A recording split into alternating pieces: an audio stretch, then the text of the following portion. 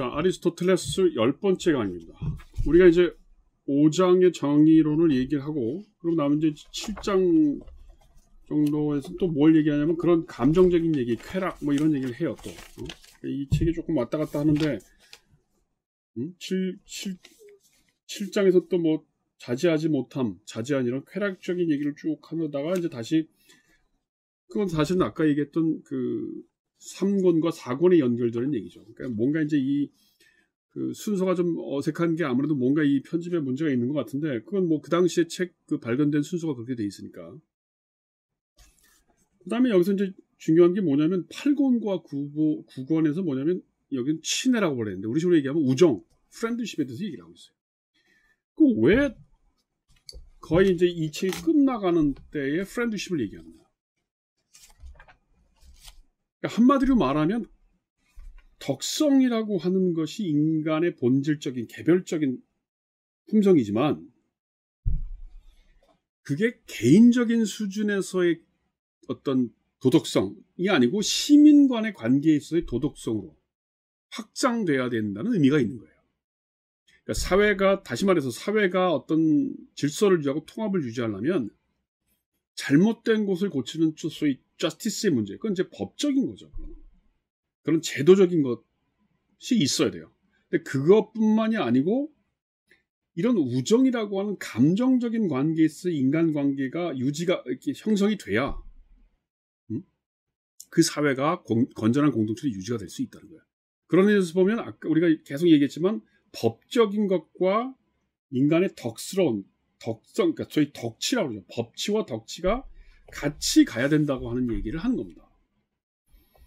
특히 이제 이 책은 뭐 그 에로스, 사랑 뭐 얘기 이런 것들을 그 당시에 이 철학자들이 얘기를 많이 했는데 에로스에 대한 얘기는 굉장히 조금 나오고 주로 이제 프렌드십에 대해서 얘기를 많이 했단 말이에요.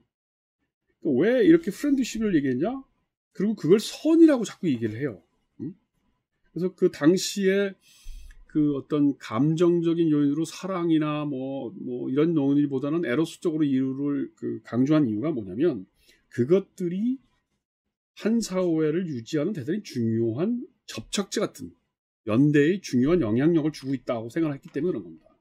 그래서 보면 3장에서 보면 우정이라고 하는 것을 유용성으로 생각하지 말자. 이게 이제 그 당시에 일반적으로 우정에 대한 생각들에 대한 비판이죠. 너 친구 왜 사귀니? 그 친구 왜 좋아? 아, 그 친구 나한테 뭐 잘 사줘? 그 친구는 뭐가 재미있어? 뭐 이런 거.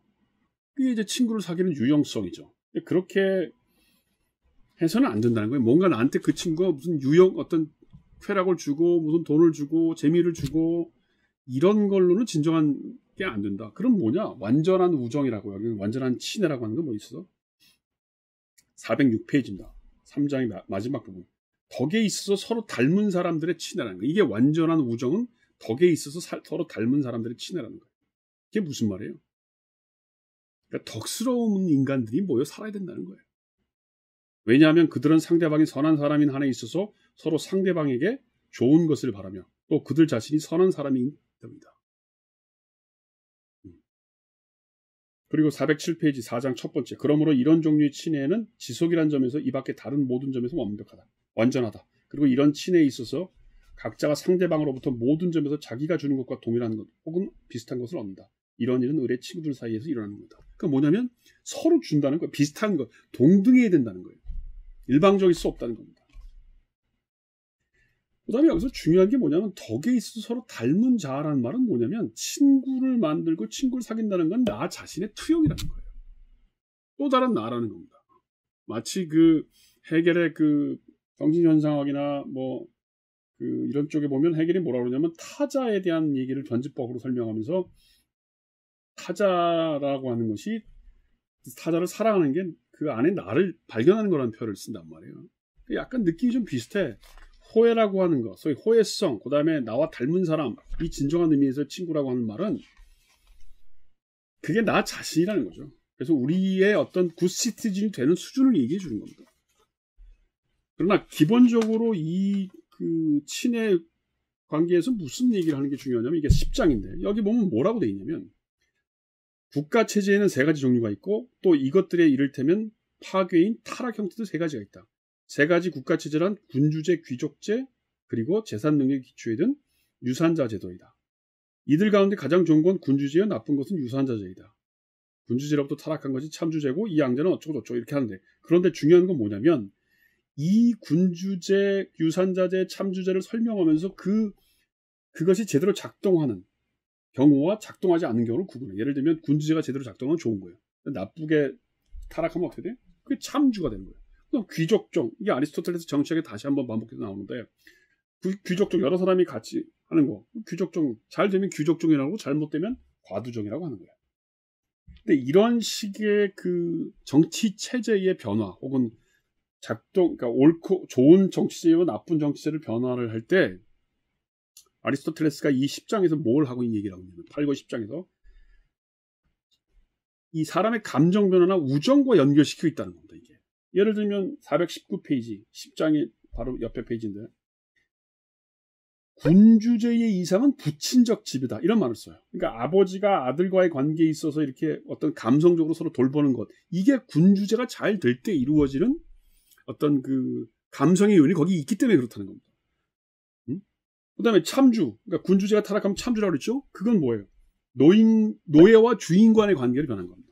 그러니까 벌써 감정적인 요인이 그렇게 됐다는 거예요. 또 부부의 공동체, 부부가 잘 살고 있으면 그건 귀족제인데, 남편이 와이프한테 얘기도 안 시키고 뭐 어떤 그 의견도 듣지 않아. 그럼 그게 어떻게 되냐? 과두제가 된다는 거야. 이 얘기는 굉장히 재밌는 의미를 예포하는 거죠. 바로 이제 그걸 설명하는 게 11장 첫 번째 문단입니다. 읽겠습니다. 이 여러 국가 체제는 각기 정의를 내포하는 만큼 그만큼 친애를 내포하고 있다. 내포하고 있는 것으로 보인다. 그러니까 그렇게 추정하는 거죠. 군주와 신민들 사이의 친애는 베풀어지는 복리의 과다에 의존한다. 만일 군주가 좋은 군주에서 마치 목자가 그 양을 돌보듯이 백성들의 복지를 생각하고 그들을 돌본다면 그는 그 백성들에게 복지를 주고 있으니 말이다. 부친의 친애도 이와 같은 성질의 것이지만 이것은 군주의 경우보다는 그 주는 복리가 훨씬 크다.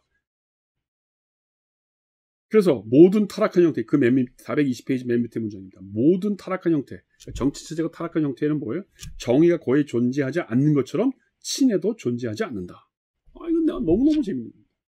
그러니까 우리식으로 얘기하면 대통령제가 좋아요, 의원내각제가 좋아요, 뭐 대통령제를 몇 년으로 해요, 이런 논리의 법적인 체제만을 우리가 강조할 게 아니고 그 안에서 작동하는 어떤 프렌드십의 문제, 그건 시민성 교육이죠. 시민성에 대한 논리를 같이 봐야 된다는 거예요. 사실은 현대적인 의미에서 굉장히 많은 걸 함의하는 겁니다. 이 얘기는. 420페이지 12장 마무리하면서 읽겠습니다. 이미 말한 바와 같이 어떤 친애도 공동성에서 성립한다. 하지만 친척들 간의 친애와 동료들 간의 친애를 이 밖에 다른 모든 친애와 특별히 구별할 수 있다. 같은 국민들, 동업자들, 동선자들 및 이 밖에 이와 비슷한 사람들 간의 친애는 한갓 공동체적인 친애라는 성질이 농후하다. 이것들은 이를테면 일종의 합의에 의거한 것으로 보이기 때문이다. 주인과 손님의 관계에서의 친애도 이러한 부류에 속한다고 볼 수 있다. 이게 무슨 말이냐면 공동체에서의 동료들의 친애, 다시 말해서 우리가 무슨 정의론 얘기하는 것처럼 무슨 직업, 아까 뭐 건축업자, 구도업자 이런 얘기하지 않았습니까? 그런 사람들 사이의 관계에서 어떤 정의가 실현이 되고, 그래서 그런 사람들 사이의 관계가 좋아지면 그것들이 좋은 공동체를 만들어낸다는 거예요. 그래서 여기 국민들, 동업자들, 동선자들 이런 말을 쓰는 이유가 뭐냐면 동선이라는 게 배를 같이 탄 사람이라는 뜻이에요. 동업자라는 건 일을 같이 하는 사람이죠. 그러니까 이 문장을 오늘날의 논의로 보면 경제, 뭐 중소기업과 대기업이 서로 상생하고, 그다음 뭐 농부와 도시의 중산층이 상생하고, 그다음 도시의 뭐 서울의 아파트와 무슨 부산의 아파트가 서로 상생하는, 집값이 상생하는 그런 사회가 되면 그 전체 공동체가 좋아진다, 그런 뜻으로 얘기할 수 있는 겁니다. 그래서 마지막으로 여기 보면 모든 친애에 있어서 9권의 1장 첫 번째 문장입니다. 서로 비슷한 데가 없는 사람들 사이의 모든 친애에 있어서 서로를 균등하게 하여 친애를 유지케 해주는 것은 앞에서 말한 바와 같이 다름 아닌 비례이다. 가령 국민 간의 친애에 있어서 제화공은, 아까 제화공 얘기했죠. 그가 만든 구두에 대하여 그 가치에 비례하는 대가를 받으며 천을 짜는 사람과 그 밖에 다른 모든 장인도 이와 같이 그 가치에 비례하는 대가를 받는다. 그런데 여기에 공통적인 척도가 화폐라는 형식으로 마련되어 왔고, 따라서 모든 것은 이것에 비추어 거래되고 이것에 의해 계산되고 있다. 그러나 연애하는 사람들의 친애에 있어서는 가끔 사랑하는 쪽의 사람이 자기가 무척 사랑하고 있는 만큼 저쪽에서 자기를 사랑하지 않는다고 불평하는가 하면 한편에서는 그 사랑받는 쪽의 사람도 그전에는 모든 것을 약속했는데 뭐 어쩌고 저쩌고. 그러면서 이 논의가 어떻게 연결됩니까? 친애라고 하는 것은 바로 균등한 거라는 거예요. 그래서 그 사회가 요구하는 정의가 아까 산술적 정의 우리 얘기하자니까 그 산술적 정의가 이루어져야 친애가 인간 간의 친애도 만들어진다는 겁니다. 그러니까 이 얘기를 다시 얘기하면 굉장히 감성적인 것 같고 이 어떤 인간의 감정과 관련된 것 같지만 그런 인간 간의 관계도 바로 그런 법적이고 제도적인 저스티스 안에서 이루어지고 있다는 겁니다. 나는 이 얘기를 다시 바꾸면 한국 사회의 경제적인 정의와 한국 사회의 어떤 그 지역적인 감정 문제 아니면 무슨 뭐 인간적인 갈등 문제 이런 게 같이 가고 있다는 거예요. 그래서 이 책을 마무리하면서 무슨 생각이 드냐면 도덕적인 사회라고 하는 것은 기본적으로 덕스러운 것을 기반으로 해요. 그리고 그 기반은 정의라고 하는 산술적 정의라고 하는 것과 감성적인 것이 같이 가고 있다는 겁니다. 그래서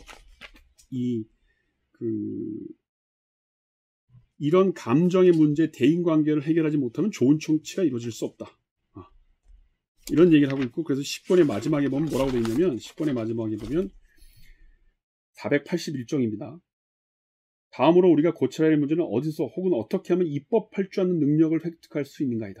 다른 모든 경우에서처럼 정치가 덕에서 확실히 이것은 정치의 일부로 생각된다. 그러니까 여태까지 니코마스 류역에서 정의로운 사회, 덕스러운 인간 이런 얘기를 하면서 법치와 덕치를 얘기를 하는데 그러면 그것들이 어떤 식으로 통치될 수 있는가? 어떻게 입법화될 수 있는가? 어떻게 보면 어떤 제도를 통해서 만들어질 수인가? 그거는 정치학에서 할 일이니까 다음 책에서 하겠다. 이렇게 해서 이제 니코마스 류역을 마무리하는 겁니다.